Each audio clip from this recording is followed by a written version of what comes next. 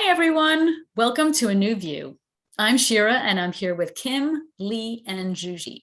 We are four friends, speakers, and professionals from different cultures, backgrounds, and age groups coming together to offer healing and inspiration.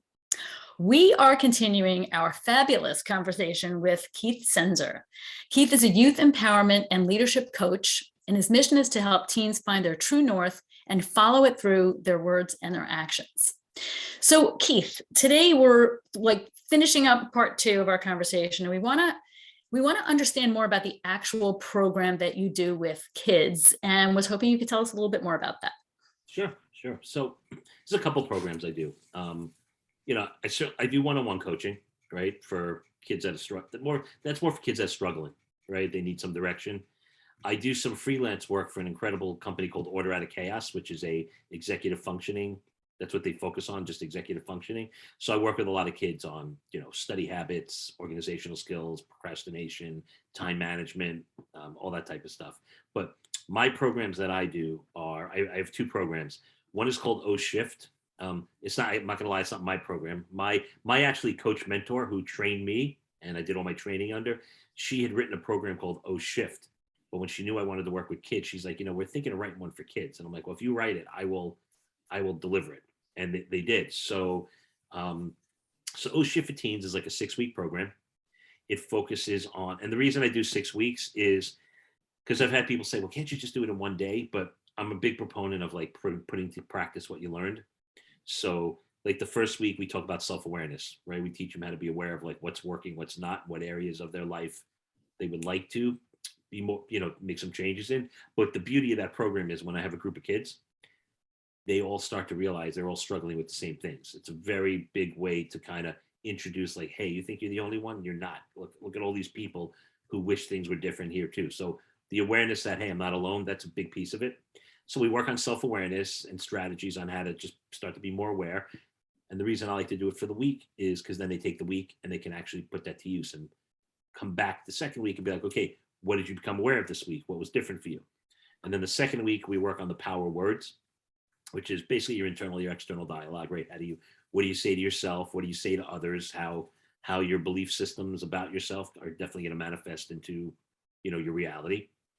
And also we talk a little bit about bullying, right? External dialogue, like I talk a lot about social media, like what would would you say this to someone's face? Because if you're going to put it online, but you wouldn't say it to their face, you might want to rethink that. So we do a lot on just that.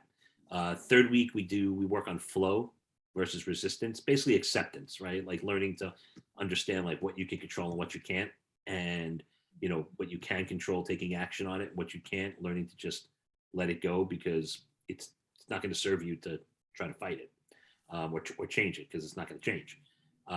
Then fourth week we work on change, obstacles to change, why people don't change. So we talk a little bit about fear, opinion of other people. I call it goop, the good opinion of people. Um, or just fear the unknown, and or just, hey, I'm not ready to change, right? Like some people, like, unfortunately, right, somebody who's got a drinking problem or a drug problem, they're not going to change until they're just decided I'm ready. So sometimes change is just a matter of wanting to be ready to change. So we talk a lot about change, and ways to move the needle forward so you can change. The fifth week we work on like reactions and assumptions, and a lot of that's about conversations, asking questions. When I've had just to give an example, like I had two girls in my class that were really good friends, but they had told the story how one of them, they were supposed to meet for lunch like 3 or 4 weeks in a row, and the girl kept blowing her off, and the other girl finally was like, I'm done, and like just dropped her. And it turned out this girl was anorexic and didn't want to meet for lunch because she didn't want her friend to see her in that space. And the lesson there was like, what if you would have asked her why? Like instead of getting angry and upset and making it about you, what if you would have asked her why? She might have shared with you her struggle and you could have gotten her the help and supported her. And instead, this girl ended up like in for like 2 weeks in one of those like inpatient programs where she had to deal with it. It really sent her into tailspin. And they managed to come back together and become friends again at this workshop. But they shared that story with me. But that's just one example about asking questions. It's very easy to make assumptions. We have to learn to ask questions. So if you could teach teens to not make assumptions about others and to actually ask and learn, I think that's a very powerful lesson for them. And then last week is really just personal responsibility, playing the victor, not the victim. and, recognizing, you have a role in everything that goes on, and whether you think you don't do or don't. And once you can understand your role and take responsibility for your role, I think, and that goes into the vulnerability piece, right? Tapping into your vulnerability and being able to be open and authentic versus, trying to fake it till you make it. So that's a pretty powerful workshop. Um, and then my other one, which I just launched, which is great. And I do a lot of these through the non-for-profit too. I started so how there's business mastermind groups, right? Business people get together, they share ideas and whatnot. I started these youth mastermind groups. It's a 10-month program. And it kind of covers everything that I just went over, like that we do in O Shift. But we also talk about social media. We talk about racial, gender, and religious diversity and inclusion. We talk about, I do a whole thing like a sales pitch on how to pitch your parents on what you want.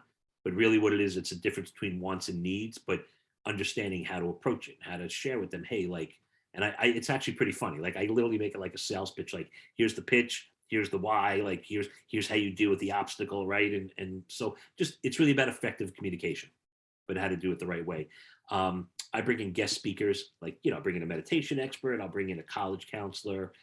Sometimes I have one guy that I've been working with that he does a whole thing on the power of trust, so I'll bring him in, and then I usually give them a few weeks of what do you want to talk about? What's going on in the news? And I'll just facilitate a conversation around anything they want to talk about. Maybe it's reproductive rights or gun control or whatever. And what's great is there is a lot of polarizing views, which is great because that's what I want, because that's where I can really coach them to hear perspectives and kind of find a way to, it's okay to agree to disagree. It doesn't mean you have to think differently of each other. You just got to learn to understand perspective.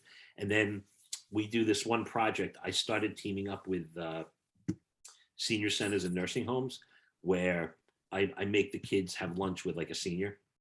So, because one thing I'm a big proponent of, I'm sure you'll agree, right? If you look at all the advertising, I mean, in this country, we're the only country in the world where we treat our seniors like garbage. Like we don't respect them or revere them. Every other country in the world, they're revered.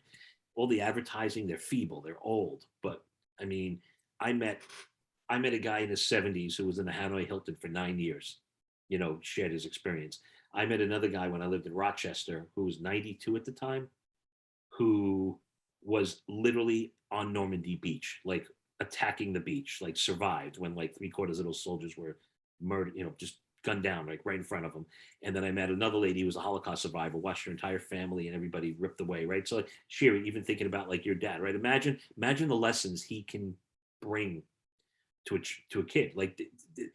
All these people, these elderly, have had so much adversity and they have such great stories and ways they overcame it. So there's so many lessons there. And I feel like we don't really give them the opportunity to share those lessons. So I think it's number one, it's great for the teens because it teaches them the respect for the elderly, but there's a lesson to learn, but it does so much for the person, for the older person, that they get to talk about this. So I kind of made this a legacy project, it's part of the thing, you have to do it. And then at the end of the 10 months, they all write an essay as to what they learned and what this did for them. And I'll pick the best essay and we'll award $1,000 scholarship to kids to go to college. So it's a great program, but it's a commitment. It's an hour and a half, twice a month. And, you have to show up. You have to be willing to show up and you have to, but that's a proactive program. That's I want my kid to have great skills, great life skills, great mindset. You don't have to be somebody struggling to do this. All this stuff is most of what I do is proactive, not, one-on-one coaching. Those are a lot of the kids that are struggling with something, but the programs, a lot of it's just proactive.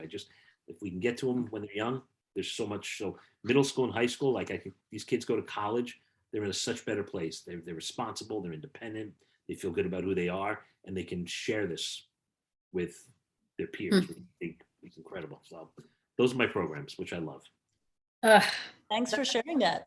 Amazing. That sounds so amazing and so so valuable. And like you said, the parents, if they want their children to have these skills and to grow through these programs, then it's great for them to sign them up. But to some degree, how do they participate? You can't just outsource all of this to somebody else and then not kind of model it in the home, do you feel like that's an uphill battle in terms of how kids actually are able to really internalize the things that they learn there? Like, do you ever find yourself saying to them, like, this is like, for example, the pitch to their parents? It's like, you're telling them that if they pitch it like this, then it's going to work or whatever. And the parent is just like completely, Yeah. shut off from it. Like, what can you say about how that's played out over time? So like that example, right? Like I'll never tell them it's definitely going to work, but I think the idea behind that kind of workshop is like, I want this. Okay, well, why do you want it? You can't just say I want something. You know what? You got to be like, okay, look, I want to talk to you about something. I'm thinking of getting this. The reason I want to get this is because it's going to help me here, and if it helps me here, it'll help me with this, and I'm willing to do this for you if you're willing to support this for me. Like that kind of conversation. Yeah, parents still might say no, but if you just go up and say, hey, I want this, they're going to say no anyway. So you have much better chance getting what you want. But yeah, kids will come back to me sometimes. Like this is like a sacred space. So a lot of what we speak about there, I tell them to keep there to respect all the other kids that are in the group. But yeah, we'll talk about that. I'll have a kid come back to me and be like, yeah, my parents just don't get this, but that's where I'll go back to the acceptance piece. And I'll be like, okay, well, what can you control about that, right? You can't control that your parents are not going to ever see this the way you want them to see it, right? But what can you control? How can you be? How can you show up differently? Because that's the other thing, right? If you show up differently, it almost forces the other people that you're interacting with to show up differently too. So I will sometimes have that conversation with them. But yeah, I mean, look, nothing's foolproof, right? I mean, they're just bad parents out there. Right? Like bad parents out there, right? I mean, I hate to say it, right? And or just, again, we were talking earlier about like mental health. There are as adults, there's plenty of adults that struggle with anxiety and depression and, or honestly, envy, like I don't want my kid being better than me. Our goal, I think, is right. We want our kids to be more successful than we ever were. That's supposed to be the goal. But if you're somebody who grew up constantly being told you're not good enough, and now you have kids and they're doing really well and you're not, that, as an adult, you might have some trauma there. You're going to be like, it's going to impact the way you interact with your kids. So, there are definitely kids that grow up in those households that they're not getting the support that they need. And I think when I get them in the group, my job, because I'm not going to listen, my job isn't to tell their parent how to parent, right? Like I can't do that. I'm not going to do that. It's not, I would never overstep my bounds, but if I could teach that kid how to deal with the environment, and how to recognize what can you do here? What can you, I had one kid I was working with who was really struggling. Like his parents were not physically abusive, but just like emotionally abusive and just on him. And he was in 11th grade. And my whole focus with him for the year was, let's just get you out of 12th grade. Because once you go to college, you're out of the house.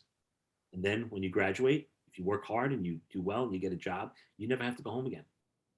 But like and like I hate to say it, but that's what I coached them on, like how to get through rest of 11th grade, how to get through 12th grade, how to get to college. And now you're in college, and now you get to be who you want to be, and you don't have that pressure.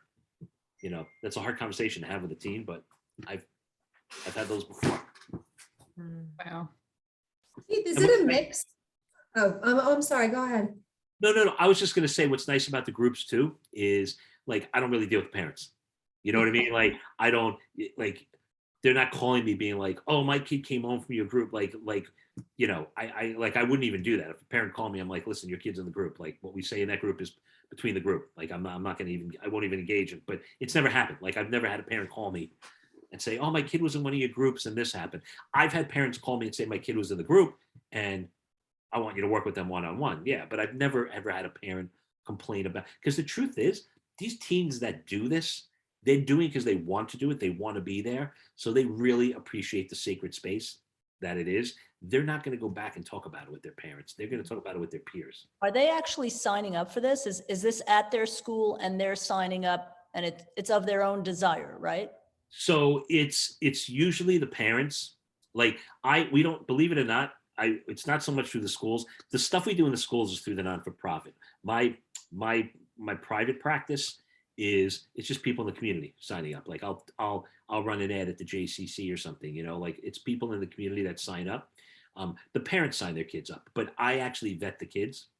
So like when a parent's interested, I tell the parent, listen, like they don't automatically get in. I need to talk to your child for a few minutes. I have a couple questions, and I will actually talk to the kids for like 5-6 minutes. And the first question I always ask is, why are you doing this?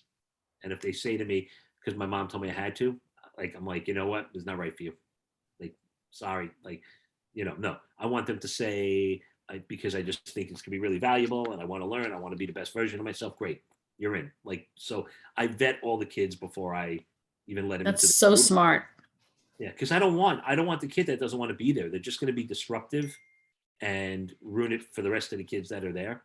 But it's, you know, you always have to get the parents. So it's the parents that bring the kids. But once the kids are in, it's really I never really deal with the parents. But Keith, can I just challenge that for 1 second? Like, what if a kid said, I'm doing because my mom told me to, and then they do it, and then they're like, oh, this is So actually pretty cool.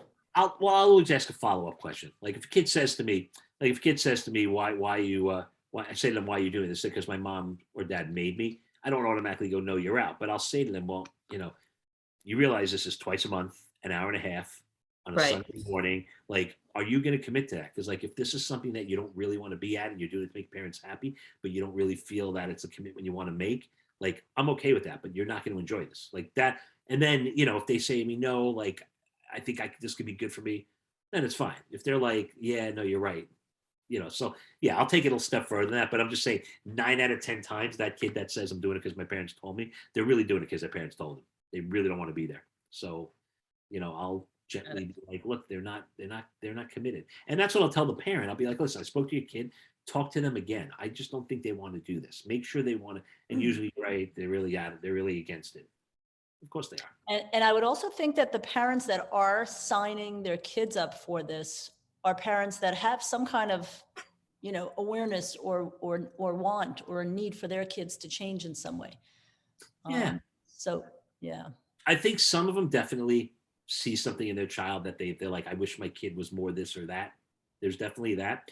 But I definitely think there's parents too that just are very emotionally intelligent, right? Like they understand emotional intelligence and recognize like, you know, this is going to be so great for my kid. The other thing this is great for, which I neglected to say, this is great for kids that struggle finding their tribe, you know, that struggle fitting in, struggle making friends. Well, here's a group of 15 to 20 people that you're going to see twice a month, you know, for 10 months who are there because like no kid is doing this, no teenager is doing this program if they're not like a good heart-based person. Like nobody does this. This is a commitment.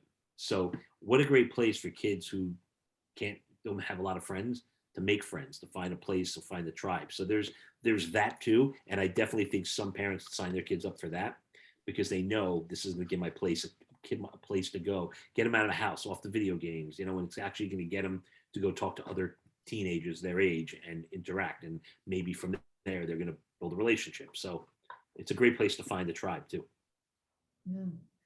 Yeah. Keith. Yeah. I'm sorry, I have this twinge in my nose and I feel like I'm about to sneeze. So if I do mid-question, just give me a second.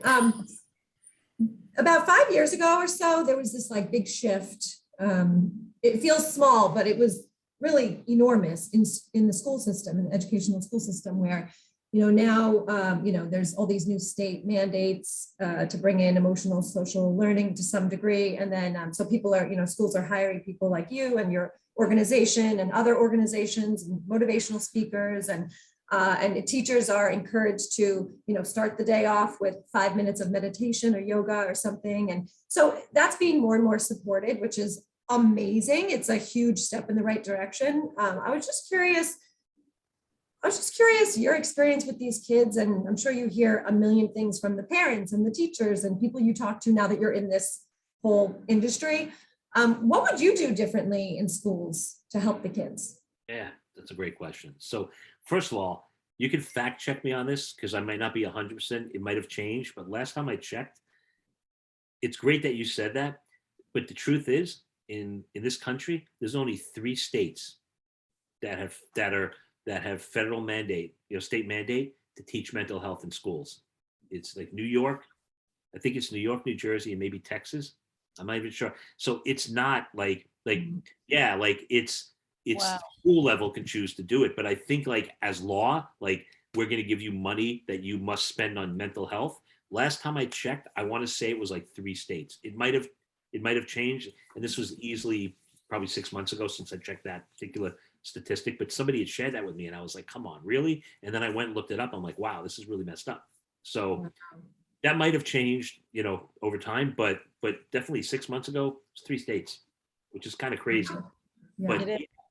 Well, I'm sure it's more than 3 schools. Like, I'm positive it's more than 3 schools that are encouraging this work or maybe bringing things in, but that's He actually said very 3 scary. states. Yeah. Three Yeah. states. Yeah, that's actually very scary. yeah, 9 inch men. Yeah, like I'm not saying schools don't do it anyway on their own. Like superintendent is like, no, we need this. This is important. Like I definitely think there is a shift to the importance of this in schools. So I think a lot of schools all over the country are doing it. But I'm just saying, like the actual states that have made it like a law, like mandate, like this must happen. Like you have to tick boxes. You have to make sure that you're doing these things. It wasn't a lot of states at all. I think it was like it started as 3. Might be more, but it's definitely not all of them. But yeah, I think, look, again, we gotta teach kindness. We gotta teach acceptance. We have to teach emotional intelligence. I think is the most important thing to teach youth, right? Because teaching it at home, and listen, it's really hard in this country, right? Most parents are working, mom and dad are both working, right? It's not, they're not home all the time. I mean, when I grew up, my mother was home. I mean, she worked for Denny's, but she was home when I got home from school. She made dinner, she did my homework with me, whatever. Like, you don't have that a lot anymore. A lot of, so, it's so important to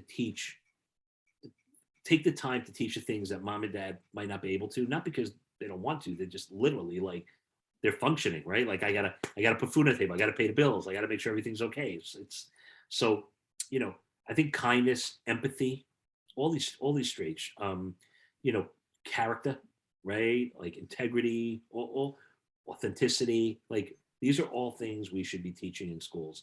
And like I always kid around too, like algebra. All right, I get it, it's math, but like unless you want to be a mathematician or a scientist, like, do we really need to, like, there's so many things that we focus on, or even in health. I mean, I always joke around. I don't know how many times when I went to high school that we learned about the reproductive system. I think I learned about it like 4 years in a row in health class. It's like, okay, it's important. We need to teach that. But you know what? Like, so this is what's happening. The health classes are becoming places where these school programs are being brought in. It's not just assemblies, because the truth is, I love speakers and I think speakers make a lot of impact, but it's hard to make it stick because they come, they speak for 40 minutes. They do, like one of my friends does an incredible, he's a great speaker. He speaks all over the country at schools all over, and he gets amazing press and he's really good at what he does. But it's hard to make it stick with everybody. You're going to get to those kids that are really going to resonate with. I feel like in school programming, they get to put it to practice. If it's part of a curriculum, or you build it into the curriculum, I think that's important. So I think that if we can teach social emotional learning it's like a class. I don't care if it's a health class or whatever, but it should be part of the curriculum.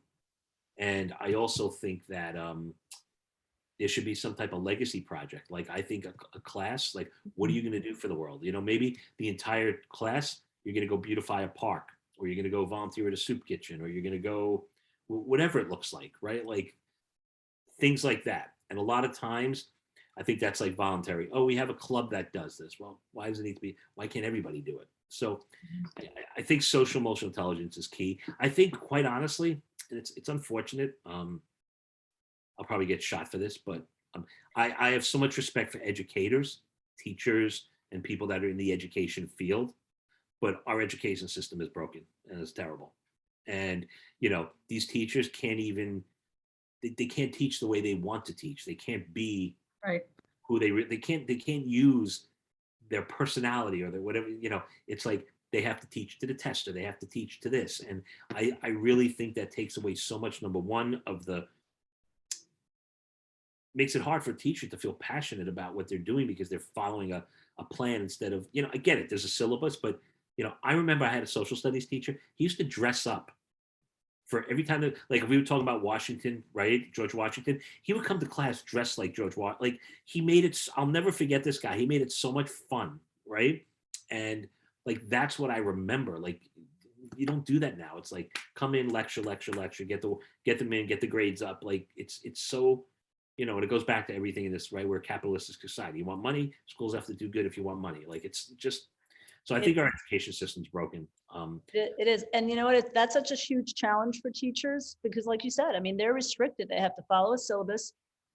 So many would do things differently. I too used to work at schools and I used to take over the health classes, exactly 40 minutes back to back. And I used to give a class to kids, but and I have been told so often at so many of these schools by these teachers that they would do things differently. But it's I mean, we have a long way to go. We have a long way to go with all of this stuff. And I think we would all agree, like, our school systems really need to change to bring these programs in such a way that they're integrated. Like, this is part of your life, teach kids life about life.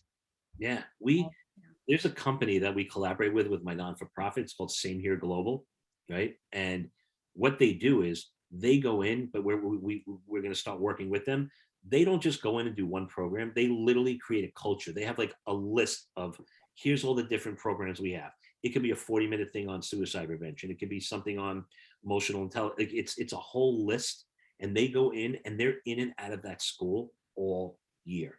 So the kids know all the speakers. They change the entire culture in the school. It's not just let's come in and do our program.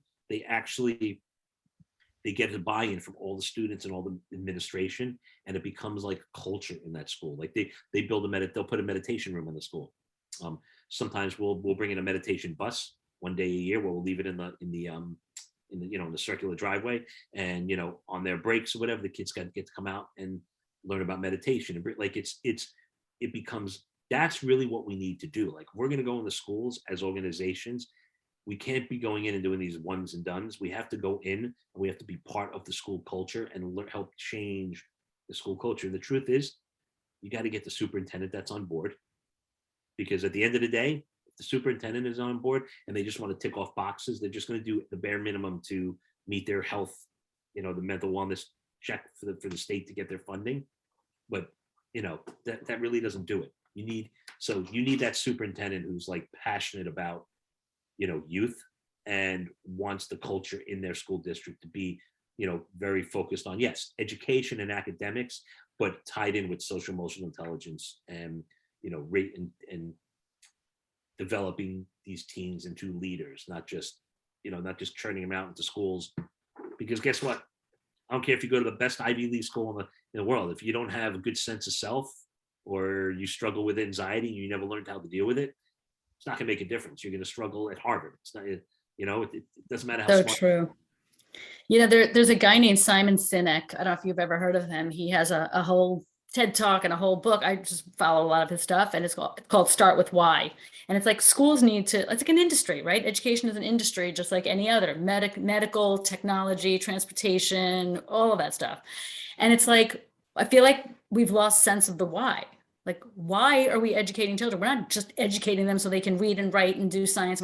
Like, we're educating them to show up in the world in as beautiful a way as possible. And like we keep saying, like, have a strong sense of who you are. Like, your uniqueness is your power. But we don't instill that as much as we need to. Of course, you're going to have teachers here and there that are going to be outliers. But for the most part, it's like this sort of cookie cuttery thing. And it's just dangerous. So I am so grateful that you are part of the change makers, Keith, because that's what you're doing. You really are. Fantastic. Go ahead, Lee.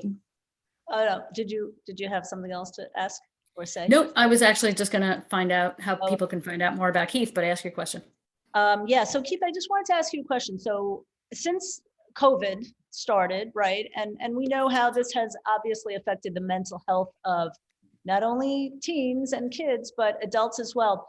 Have you felt a need to change or somehow adapt some of your programs to, the added depression and anxiety? And I mean, mental health has like more than doubled, you know, mental health issues.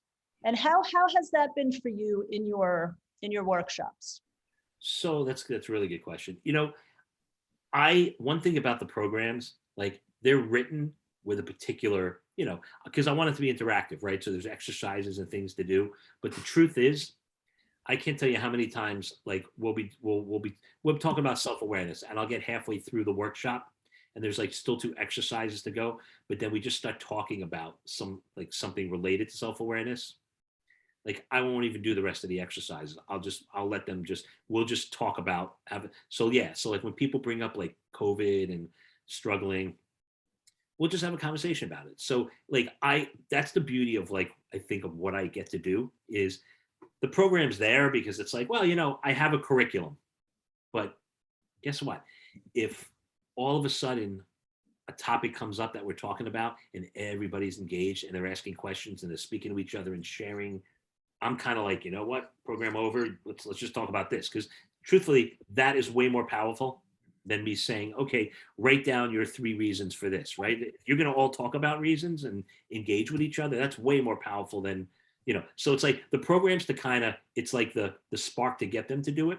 But sometimes situations arise. So that has come up so many times with kids that I've spoken with teens, like about, even some of the high school, like they're worried about going to college and having to do it online. And we talk about that. And what does that look like for you? Isolation has been such a huge thing, but yeah, we've even talked about gap years. Like I've had kids that said, I don't, I said, do you ever think about that? If you don't want to go to college right away, take a year off, go work, make some money. When things calm down, go back to school. Because if you're going to go to college, your college is going to say, hey, you can't leave the dorm. Your food's going to be delivered there. And, there's no going out. And let's face it, you're supposed to work hard in college, but you're supposed to have a good time too. It's supposed to be the best 4 years of your life. If you're stuck in your dorm room and you can't go out and party and have a good time and meet people and whatnot. So we've had those conversations. I've had teens, that are, I've also had teens that, in school, right? It's like one teen saying, well, in our school, it's this way. And in our school, it's this way. Or this one's on an A-B schedule. And this one's on 5 days a week. And it's like, so the doing homework, the way projects are done, the way tests are taken, right? Like we've had so many conversations about how it's impacted their ability to learn. Like kids with ADHD, the worst thing, learning online is horrible for them. There's so many distractions. When you're in the classroom, you're there, right? So I've had so many conversations with kids with ADHD that are in some of my groups on, how to manage that, what they can do to learn to adjust to learning online, because they'll say to me straight out, they're like, they're teaching us by watching YouTube videos. Well, I'm on YouTube all the time, and it's true. So that has come up a lot. But I think now, I think we're definitely in a better place. And I will be truthful, I stopped doing the O-Shift workshops online just because I'd rather do it for an organization who's willing to pay to have me come down there and deliver it in person, because there's just something about it too. These kids have had so much online stuff. The last thing they want to do is, plus I'm like, I can't get my energy out talking on a Zoom call, right? When I'm in front of them, I get to interact, I get to walk around. I talk with my hands a lot. So that's definitely changing, but that was a huge factor. I was having so many conversations with teens on, I can't focus, I don't know what to do, how can I get more engaged? It's come up so many times. So Keith, how has doing all of this work, because it's been like an evolution for you for sure, but your own children know that you do this, that you're passionate about it. How has doing this work impacted your own parenting? Yeah, so you said it before, awareness. I am so much more self-aware. I can't listen, I'm guilty of everything that I've shared that we shouldn't be doing, right? So, but I catch myself now. Like I really, really do. Like I'll, like when my son shares something he's going to do and I'm kind of like, oh, I don't know if that's the best idea. Like, whereas I used to be like, okay, I'm going to give my opinion. Now I'll be like, are you just telling me, or do you want my opinion? No, Dad, I just want to share with you. And I keep my mouth shut and I let him say what he says. Like I'm just more aware. So I catch myself more. going down the rabbit hole that I used to go down, and I kind of stopped myself now. And am I perfect? No, I still, I'm still a loving parent with my own anxieties about certain things. So, no, I'm not perfect, but I am way better. And, but also I think for me, I've always been a very empathetic, caring person. That's never changed. And I mean, like Shira knows this about my kids, but like my daughter's in her second year of law school now. She's literally in law school to be a disability attorney. Like that's what she wants to do. She wants to make policy, and she wants to change the laws in this country for kids and for adults around disabilities, and making it, making the world more accessible to people. Like that's kind of, that's like, I'm proud of that because I know she got that from me and my wife, so that makes me feel good. But yeah, I catch myself all the time. I'm just more aware because Yeah. I always say this, right? I'm so big on practice what you preach. So I think I'm at my best when I just did a workshop or I just worked with a kid, because it just reminds, okay, like I just did that. So I kind of ground myself from that, and I'm like, I'll go back into my world, more aware of that. But the truth be told, my kids are, they're both in college or law school. So they're not home that often. So I don't have the interactions as often, but when I do have them, I am definitely super self-aware of how Yeah. I'm.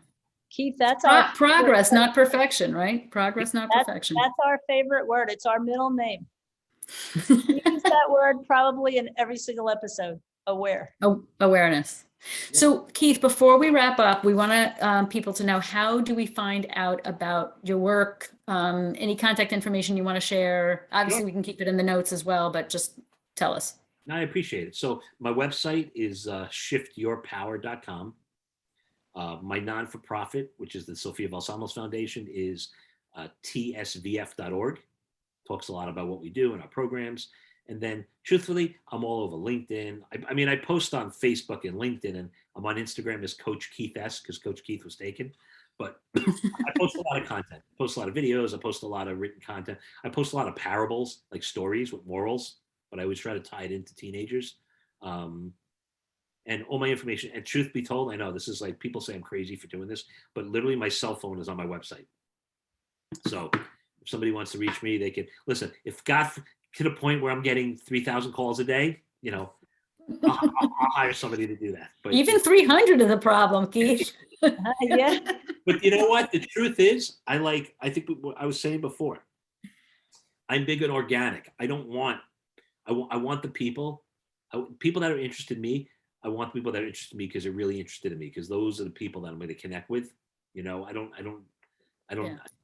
do advertising. I don't sit there and try to promote my, everything I've done is either word of mouth or just through connection. And I think that's the best, because I've had the most success that way, because the people that are coming to work with me truly want to be there. And that makes it so much easier for me to be successful with them. Oh, Keith, I literally just don't even have the words of gratitude for you coming and sharing all the amazing work that you're doing with us. Seriously, like such an inspiration. And this is a great place to wrap. So we hope you enjoyed our conversation with Keith as much as we did. If you like our videos, please subscribe to our channel. Be sure to let us know if you have any topic requests or questions by commenting below. We will see you all very soon. Thank you so much for joining us. Stay safe and have a beautiful day. Thank you, Keith. Thank you, Keith. For having me. Thank you. So Appreciate much. it.